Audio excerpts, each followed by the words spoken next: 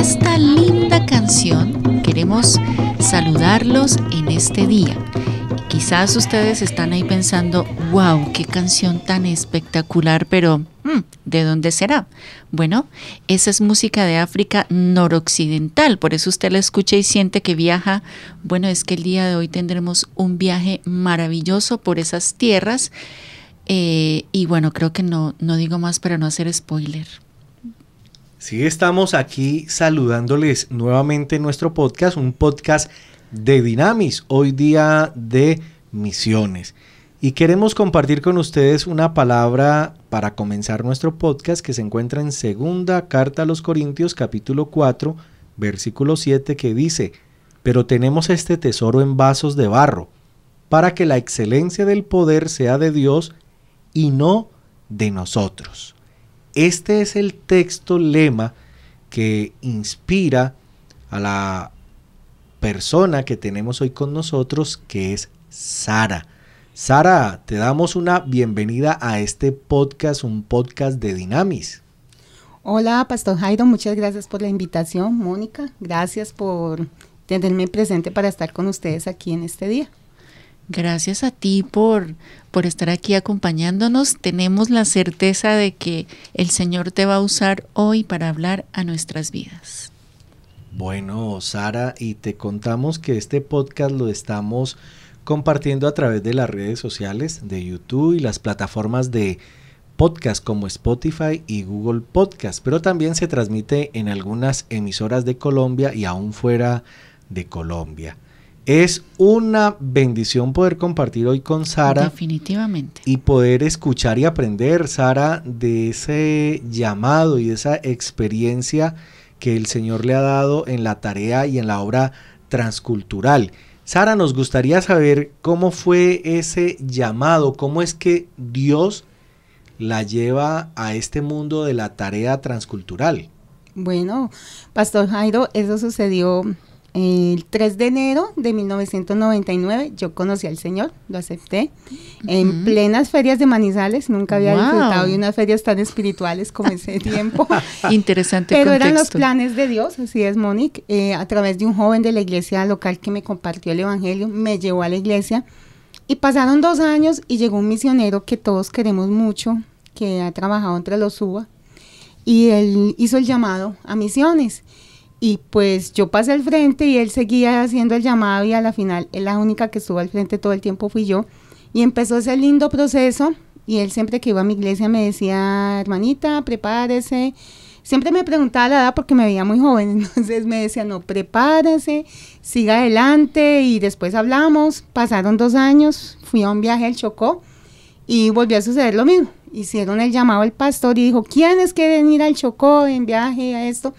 Y solamente una persona de la iglesia pasó adelante. ¿Y quién cree que fue? Yo. Tú. Sí. Entonces fuimos de Manizales un representante, de aquí a Armenia fueron varios jóvenes y estuvimos en el Chocó y pasando por Bahía Solano. Hay un sector de Bahía Solano que se conoce como Maracas y hay que pasar muy temprano el mar, porque si no, no podíamos pasar de otra manera para que la marea no subiera, y ahí tuve una visión. Wow. Como yo era tan nueva en el evangelio, no había ido al instituto bíblico, no conocía muchas cosas y tuve una visión con unos niños morenitos que me hablaron, pero yo no entendí el idioma y tuvieron que pasar casi 11 años para entender la visión, porque cuando llegué al lugar donde el Señor me permitió servir durante 4 años, a la primera aldea donde yo llegué me recibieron esos niños y me hablaron en ese mismo idioma y ahí fue donde yo entendí el porqué de esa visión atrás y entendí que esa era como el sello de confirmación del Señor de ese llamado. Y que entonces fue a través de una visión, así es, y que pasaron casi 11 años y pasaron muchísimas cosas para yo entender el porqué de ese momento tan especial para mí. Fue así como el Señor me llamó. Pero yo tengo que decir que aunque eso pasó hace 11 años, te sigues viendo joven, Sandrita. Gracias a Dios, esa es la gracia del Señor. Muy bien, muy bien. Bueno, y después de este saludo especial y contarnos un poco de ese llamado. Muy interesante. Y de una experiencia muy bonita, muy espiritual. y que muestra la forma diversa Ajá. en que Dios llama. Sí, ¿no? Porque cada uno de nuestros invitados nos ha contado Formas diferentes de llamar. Y bueno, eso para nuestros oyentes que queremos decirles edificante. Que Dios usa diferentes formas de Así llamarnos. es. Que no a todos Dios nos va a llamar de la misma manera, pero lo que sí es seguro es que Dios nos va a llamar de la manera que podamos entender. Exactamente. Por eso es que los llamados son tan diferentes, porque Dios llama de la manera que cada uno puede entender. Y algo que me encantó de lo que nos contó Sarita es proceso de vida, ¿no? Entonces, a ti que nos estás escuchando, quizás estás pasando cosas que tú dices, bueno, pero yo tengo llamado para tal parte y ¿qué tiene que ver lo que estoy viviendo hoy? Tú no lo sabes, es un proceso de vida, pero disfruta ese proceso, porque el Señor te puede estar preparando para lo que ya está en tu corazón, solo que aunque no lo entiendas ahora, es un proceso necesario. Sara, y nos decías que pasaron 11 años desde 11 esa visión años. hasta verla hecha una realidad, ¿cierto? Así es, y Moni dijo algo muy importante y son procesos, porque es que cuando yo recibí el llamado, yo era muy joven, no solamente era sino el evangelio, y yo tuve que pasar todo el proceso en mi iglesia local, que fue desde empezar con catecúmenos, el bautismo, después todas las escuelas de liderazgo, y después todo el proceso en el ministerio, y yo ya le había dicho el paso a paso, es que yo quiero irme a las misiones, y él siempre, porque yo fui también muy enferma, ¿no? Mantenía muy flaca en esa época, demasiado flaca, y a veces me iba al suelo, me desmayaba porque tuve anemia, entonces se me venía constantemente la sangre por la nariz, y pues soy blanquita, pero en esa época era más blanca. Entonces al pastor le daba mucho susto que me pasara algo, decir, y fuera mi mamá o mis hermanos a poner como algo, bueno, a hacer problemas o algo. Y de hecho por eso era que el pastor no era que me pusiera obstáculos, sino que él lo pensaba mucho y me decía, mijita, pero Pachocó, una emergencia, y al ver tanto la necesidad y mi insistencia, él me decía, Sandrita, usted no sabe cómo me deja a mí aquí en la iglesia, porque yo me iba y él orando, y a veces llamaba, preguntaba, y esa fue la forma como el Señor, porque el Señor a mí me sanó. Cuando yo llegué a la iglesia, yo le dije al Señor, porque fui la última que llegó al evangelio de mis hermanos, yo era muy incrédula, y muy razonable, todo lo cuestionaba. Entonces yo le dije, si tú eres Dios, Señor, y tú eres poderoso, tú vas a tener el poder para sanarme. Y el Señor me sanó. Dios. Entonces, de ahí en adelante empezó ese lindo proceso, y pasé todas las escuelas de liderazgo, y al final dije al pastor, bueno, pastor, ya estoy lista, ya estoy preparada, me quiero ir de misionera para el Instituto Bíblico La Antorcha. Él se rascó la cabeza y dijo, bueno, mijita, mande la hoja de vida. Pero como Dios no hace excepción de personas, y esa época era época de violencia en Colombia, el llano era zona roja, los poquitos misioneros varones que había se fueron, entonces no podían cerrar el instituto. Y la misionera que estaba ya directora en esa época dijo, pues si hay mujeres hay que traerlas, porque la obra de Dios no hay más se puede parar. Entonces fue otro proceso. Es lo que hay. Porque terminé ese, me fui a estudiar allá, y fue muy difícil para mí porque a mí me conocían en mi iglesia, en el eje cafetero, pero llego yo allá y trabajar con indígenas, los que hemos trabajado con indígenas, no es fácil. No es fácil porque ellos no aceptan, y más cuando uno no es casado, no tiene hijos, es joven y enseña. Eso para ellos no es aceptable. Claro. Y pues fue un año bastante interesante en el que el Señor pulió a varios indígenas que ahora son pastores, y me pulió también a mí porque el proceso es dinámico, ¿no? No es estático, sino que es un proceso. Cuchillo con cuchillo se afila. Y quiero resaltar una palabra que han dicho aquí Moni, Sara, y para ustedes oyentes, que es muy importante, y es procesos. Y eso es muy bíblico, porque el proceso que experimentaron los discípulos con Jesús fueron casi 3 años de proceso con Jesús, el maestro. Y también vemos a un Pablo que pasa un proceso, y él dice que fue incluso en Gálatas, nos dice que él fue a Arabia y estuvo 14 años. ¡Ay, 14 años! 14 años estuvo en Arabia, en un proceso. Entonces, para nuestros oyentes, quizás no vas a pasar 14 años, quizás más, ¿no? O quizás menos. O menos, no sabemos. Pero eso depende del trato de Dios con cada uno y de cómo estemos atentos a dejarnos procesar. Pero ¿qué es lo que te quiero decir en esta mañana, aprovechando este testimonio del llamado de Sara? Es que debes comenzar a caminar en ese proceso, Sí. porque lo que Dios te muestra hoy se va a cumplir, pero debes dar los pasos adecuados. Y dejarte procesar. Bueno, Sara, y cuéntenos también, en el caso de ese proceso, ¿qué experiencias con el aprendizaje del idioma tuviste? ¿Cuáles fueron las dificultades y cómo las enfrentaste? Gracias, Pastor Jairo, porque es una pregunta muy buena. Y vuelvo a los procesos. Es importante empezar el proceso y terminarlo, no dejarlo en la mitad ni saltarlo. Yo le doy gracias a Dios por mi iglesia local, por los procesos que viví como misionera de apoyo entre la comunidad indígena, porque yo llegué a una cultura de honor y vergüenza. Yo me vine especial también de ustedes, me encantó porque es la realidad. Es una vergüenza para una familia tener una mujer que a los 18 años no se haya casado, no tenga hijos. Yo llegué a ese tipo de cultura. Y fue bastante fuerte el choque porque yo me demoré casi 2 años y medio para aprender el idioma. Wow. Porque llegué a un equipo donde me pidieron fue inglés. Y bueno, soy muy obediente y me gusta obedecer. Eso es un principio de bendición. Y dije, ok, voy a aprender inglés en un país donde hablan miles de idiomas menos inglés. Y ya estaba muy bien y a uno le empieza a gustar, Moni y Pastor Jairo, las comodidades, ¿no? Claro, cuando tú ya estás segura y te sientes bien en un lugar y lo tienes todo, pues qué chévere quedarme ahí. Es cómodo acomodarse. Exacto, pero resulta que el Señor me recordó a qué había ido y quiénes eran con los que yo ya iba a trabajar. Y tomó la decisión de retirarme del equipo de muy buenas relaciones, jamás hubo problemas, gracias a Dios. Ellos entendieron que era el llamado de Dios. Y yo salí, y cuando yo salí, yo ya tenía amigos de allí, nativos, porque yo solo tenía un día a la semana, por así decirlo, libre.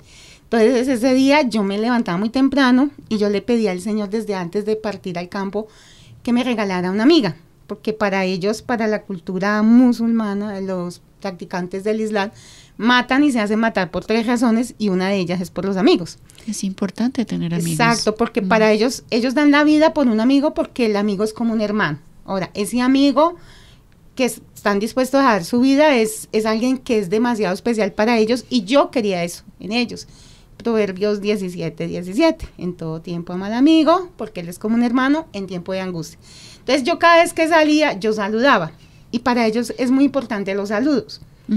Y el tiempo es tan importante que se lo dedican a la persona que quieren conocer porque para ellos es importante, porque para Dios, o sea, para Alá es importante. Y todo empezó con un decir hola, una sonrisa y escuchar los saludos. Todo lo copiaba, parecía una lorita. Todo lo repetía en la casa porque yo escribía cuando yo salía a la calle, cuando podía grababa porque ya no se pueden tomar fotos. Entonces yo me metía el celular por acá como por donde las viejitas se meten la plata y a veces grababa, sí, otras veces no se apagaba. Vamos a dar detalles. Y yo grababa y llegaba a la casa y lo que hacía era repetir y escribir todo lo que yo escuchaba en la grabación o cuando me hablaban yo escribía, entonces yo después salía y repetía lo que me habían lo que había escuchado, aprendí cosas no muy buenas por la cara que ellas hacían. Pero eso hizo que como que ese abismo que había, porque fue muy fuerte, fue muy marcado, incluso me llegaron a escupir los hombres, me veían y porque se me vio un día el tobillo, me escupieron o se cambiaban de camino. Es como muy indecorosa. Sí, el tobillo es algo bastante llamativo porque, no sé, lo mismo que los pies. Entonces, todo eso hizo que yo tomara la decisión, uno, de vestirme como ellos, como ellas, perdón, incluso hasta por comodidad y seguridad, porque si tú te tapas todita no se dan cuenta que eres blanquito, ¿no? Y lo segundo, aprender el idioma.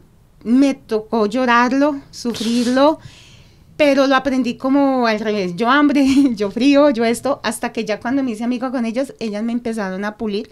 Todavía me faltan algunas cositas por aprender, pero ese fue el proceso y eso fue lo que me dio la entrada a ellas. Yo duré 1 año y medio para que me invitaran al patio de la casa de ellos. Hágame el favor. Y después de ese 1 año y medio me invitaron y ahí empezó ese lindo proceso. El aprendizaje del idioma es muy importante y no se puede desechar, hay que sacarle tiempo y tiempo de calidad al aprendizaje. Escuela de paciencia.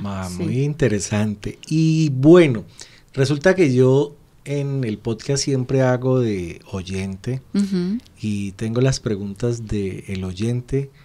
Bueno, quizás acierte, pero me pregunto cosas como ¿y qué comió que fue complejo? Cuénteme. Sí. Bueno, a ver, para el pueblo musulmán, ellos no comen cosas como inmundas. Ajá. Que a mí me decían que ha sido lo más horrible que le ha tocado. No fue tanto, sino el tema que, a ver, donde yo estoy es un país de contrastes.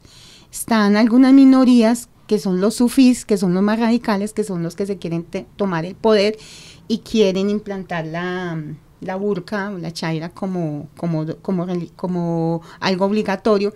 Y está los grupos étnicos que están peleando inclusive entre ellos, o sea, es una mezcla de muchísimas cosas, pero él es el Islam, pero tiene pues como sus variantes. Como sus denominaciones, exacto, para entenderlo en nuestro entonces contexto. ellos no comen nada inmundo, no comen cerdo, no comen aves muertas, por lo general no comen las aves, le tienen fastidio a las aves, pero ellos tienen muchas plantas y tubérculos que uno no conoce y que son cuando uno lo toca, no sabría cómo decirle, es diferente el gusto porque nunca lo hemos probado.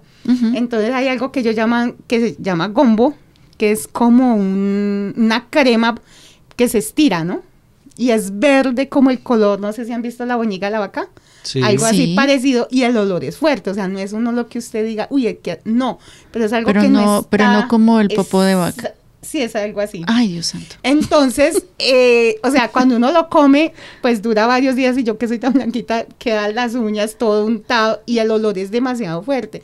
Entonces, cuando yo probaba esto, de verdad, era un reto total. Y es que se come con las manos que Se queda- come con las Ah, manos, yo o sí sea, decía, el Islam porque- es una cultura de manos, se De come mano con derecha. la mano, sea con la mano izquierda, la derecha ok. solo para comer, Sí, sí, sí. A ver, es la importante mano- diferenciar. Sí, la mano derecha es para comer. y para saludar. O sea, Para usos saludar. honrosos. Exacto. Y la Ok. mano izquierda es para asearse. Ajá, O sea, sí. limpiarse Ok, las sí, cositas. todo. Sin Gracias, detalles. Mona. Bueno. Y Perdón. experiencia entonces en ese mundo con ciertos tintes y tonos muy radicales, ¿sí? Tan Una fuerte, experiencia sí. compleja, el que le vean, por ejemplo, el tobillo. Imagínate. ¿Sí? Entonces pudiste tener mucha cercanía con mujeres y niños, me imagino. Claro. Y cuéntenos un poco de la necesidad de las mujeres en ese lugar. ¿Cuáles eran como las necesidades de las mujeres allá que dices, bueno, las necesidades de las mujeres allá y las necesidades de las mujeres acá, pues espiritualmente en el fondo son las mismas o qué hay de diferente? A ver, nosotros gozamos con algo que se llama libertad, Ujú. ¿sí? Libertad de expresión, libertad para hacer nuestra vida, incluso para salir a la tienda y comprar lo que queramos. Allá no, allá descubrí que hay mercado para los hombres y mercado para las mujeres. Wow. Bueno, imagínate en una Latinoamérica donde se habla mucho del feminismo, Y que es pero la no onda valoramos de hoy. que realmente Ajá. hay una equidad entre las mujeres y los hombres que no se dimensiona frente a este tipo de culturas que a veces se ven como normales, ¿sí? Así es. Y que están tomando mucha fuerza en Europa y en otros países. Entonces estas mujeres allí son discriminadas. Totalmente, porque es que en estos lugares, no solo donde yo estaba, sino en el mundo islámico, la mujer pasa a ser propiedad del esposo. De hecho, allá vale más una cabra que una mujer. Las niñas Anda. prácticamente las regalan, mientras que un niño no, porque el niño es propiedad del Estado, del gobierno. Y cuando hay guerra o algo, los niños son los que tienen también que salir y ayudar por la causa, ¿no? Estoy en una cultura donde el hombre se puede casar 4 veces y las esposas se van a vivir con el esposo a la casa de los padres del esposo. Ujú. Cada uno tiene como su habitación y todo este proceso. Y las mujeres, el nivel de analfabetismo es muy alto, es más del 83% entre Eso mujeres es y niños. demasiado. Incluso algunas son analfabetas, no tanto porque no puedan estudiar, porque de hecho están los ricos como en cualquier lugar del mundo, con el contexto de que allá si tú eres rico no hay problema con el pobre, porque así lo dispuso Alá. Entonces Ujú. se acostumbra, ¿no? Pero la mujer no le interesa tanto como ir al colegio, ir a la escuela y aprender, no le Sino interesa. ser buena esposa. Para ellos lo más importante es tener un marido, tener un esposo y hijos varones. Ah, Y hay mujeres que quieren, pero pues desafortunadamente sus condiciones no se lo permiten, Ahora, el nivel de desnutrición también es muy alto. Entonces, una persona cuando está desnutrida y enferma, pues obviamente su cerebro no funciona de la misma manera. Bueno, y tengo otra pregunta, otra inquietud, ¿no? Estás muy curioso. Sí, estoy muy curioso. Es que está muy interesante. ¿Cómo presentarle a Jesús a estas mujeres? O sea, esa realidad. ¿Cómo ven a Jesús? ¿Cómo se les presenta a Jesús? Y cuéntanos algún testimonio de una de esas mujeres o niños que haya tenido un encuentro con Jesús. ¿Cuál fue la experiencia y su reacción? Bueno, para mí, o sea, mi experiencia fue a través de la amistad. Ellos allí saben que yo no soy ni católica, porque hay una minoría, pero muy pequeñita de catolicismo. Saben que soy seguidora de Isa. Isa es Jesús, porque allá no hay secretos. O sea, ya saben todo tu vida de es ti. Pública. O sea, exacto. Entonces, ellos sabían que yo iba a la iglesia, y el tema allá no es que ellos admiran a Jesús, de hecho, creen que fue un buen hombre, que fue tan bueno que Dios lo resucitó, porque ellos creen en la resurrección. El problema es que no creen que sean hijos, que Jesús sea el Hijo de Dios, porque eso es imposible, que Dios sea bebés. Padre, porque nosotros somos criaturas que Dios nos hizo, pero que no se relaciona con nosotros. De hecho, ellos creen en un Dios tan lejano, y cuando terminan sus 30 días de ayuno de Ramadán, los más ortodoxos los llevan hasta los 45 días y terminan con la noche del suplicio, que es una vigilia donde se perfuman, se ponen la mejor pinta y toda la noche lloran y gimen de una manera escalofriante, pidiéndole a Alá que por favor lo salve, ¿no? Sí. Entonces, este proceso, cuando yo llego allí, a mí la amistad, por eso vuelve a Proverbios 17:17. Tú a un amigo, inclusive si tenemos un amigo que es borracho o que es drogadicto, él te respeta. Sí. Y confía en ti. Entonces, eso a mí me sirvió, porque cuando yo iba allá, incluso alguna vez en mi vida oré por alguien aquí en Colombia y se murió. Entonces yo dije, ay, Dios mío, ¿qué es esto? Por Dios. Sí, a uno le da hasta temor, porque uno dice, uno no tiene como no vuelvo a orar por nadie. Pero uno llega allá y se da cuenta que no es por uno, sino el Señor se glorifica aún en la fe quizás errónea de ellas, pero es como para Dios darse a conocer. Y pasaban cosas que cuando había mujeres embarazadas, porque a ellas no muestran ni gritan que están embarazadas. Ellas se tapan porque por lo general los niños nacen muertos, o muere ella, o el niño nace con malformaciones genéticas. Entonces ellas no muestran a su vez, sino después de los 8 días de nacido, y cuando van a hacer el Dikundi, que es toda la consagración, que es todo lo que hace el pueblo musulmán cuando nace un niño, que le hacen la circuncisión, bueno, todo esto. Entonces yo oraba porque las veía enfermas, yo les decía, ¿puedo orar? Perdóneme, qué pena, disculpe si lo ofendo, si la molesto, no hay ningún inconveniente, ¿puedo orar por ustedes? Entonces eso fue lo que a mí me ayudó, la amistad, el testimonio, porque nunca me vieron tomando como licor, bailando, vistiéndome de forma deshonesta.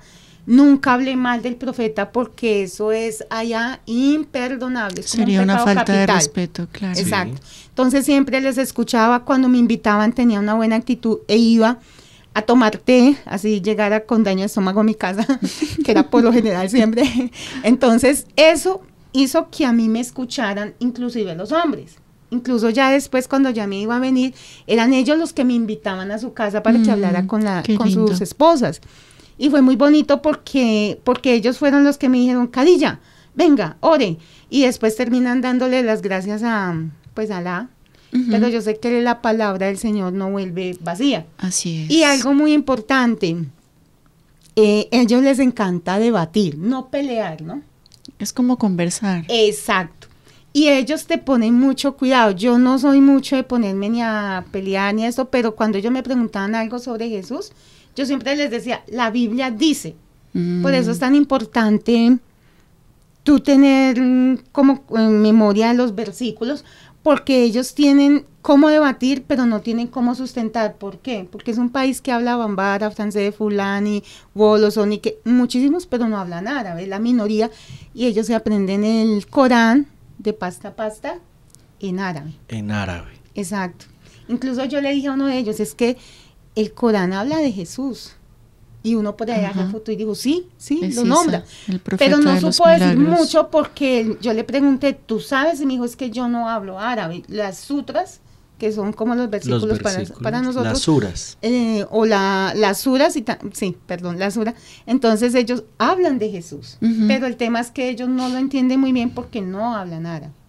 Entonces es importante tener conocimiento de la palabra y tener versículos claves aquí en la cabecita, porque no podemos llevar la Biblia así como se lleva acá. Sí, y debajo del brazo. Ni siquiera en el celular, porque a veces cortan el internet, o sea, no sé qué le hacen, pero no entra nada, absolutamente nada. Claro, entonces ¿cómo abrirla? Es una seguridad. Bueno, muy interesante entonces saber que los procesos se dan en el aprendizaje del idioma, pero también en las relaciones ya en el campo.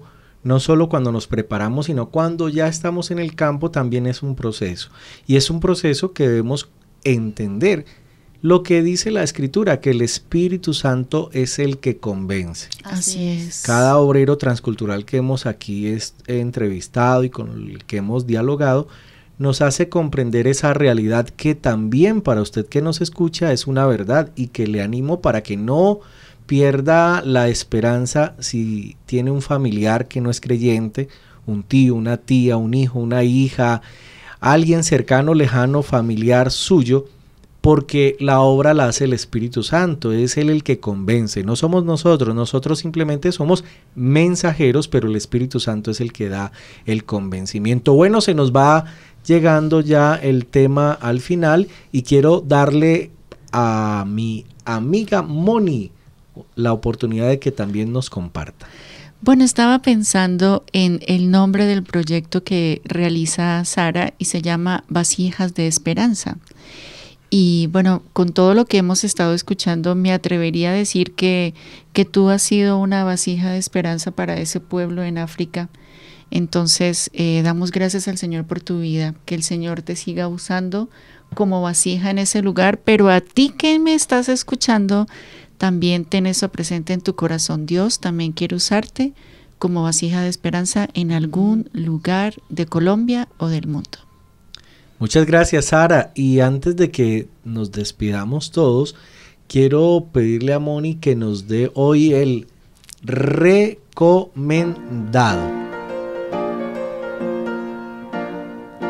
Pero por supuesto, no nos podría faltar el recomendado de este podcast.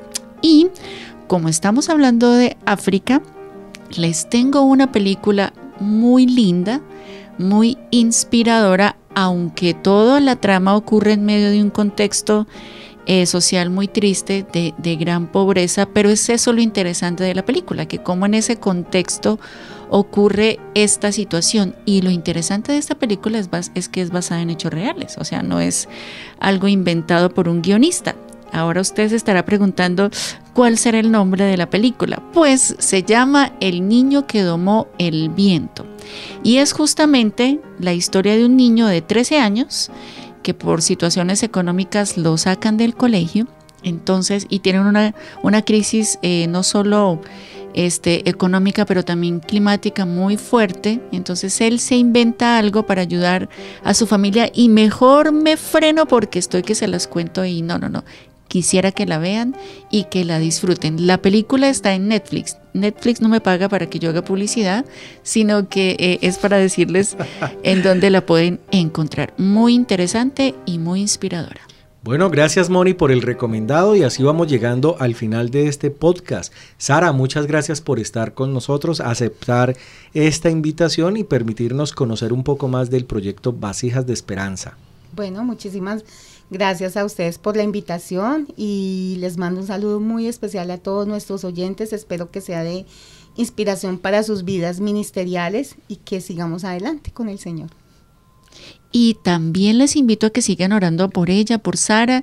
Ella está aquí muy contenta, pero tiene unas ganas de irse. Entonces, que oremos que el Señor le apareje todo para su viaje. Y con ustedes nos despedimos por ahora.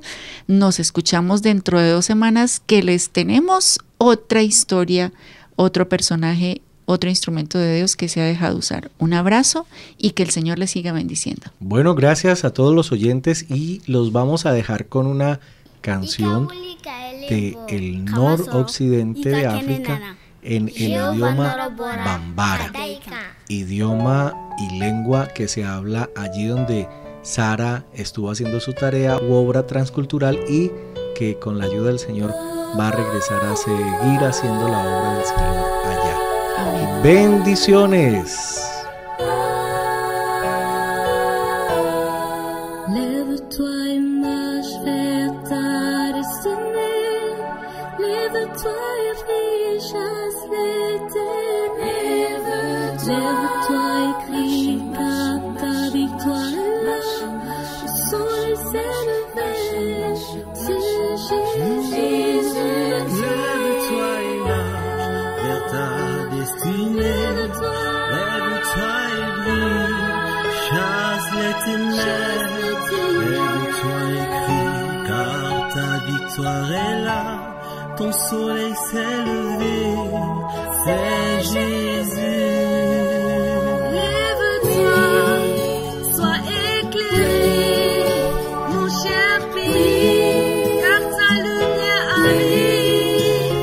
Lève-toi, sois éclairé, et la gloire de l'Éternel se lève sur toi, mon pays. Ma nation sera sanctifiée, ma nation sera sanctifiée, ma nation sera sanctifiée en Jésus. Ma nation sera relevée, ma nation sera relevée, ma nation sera relevée en Jésus. Le Mali sera délivré, le Mali sera délivré, le Mali sera délivré en Jésus. Alléluia. Willy. Anga Willy. Yesu Togola. Oh Willy. Anfina. Ombaka desera. Anfina. Ombaka desera. Na edesi aye. Ede bodaye. Matini edesi aye. Ede bodaye.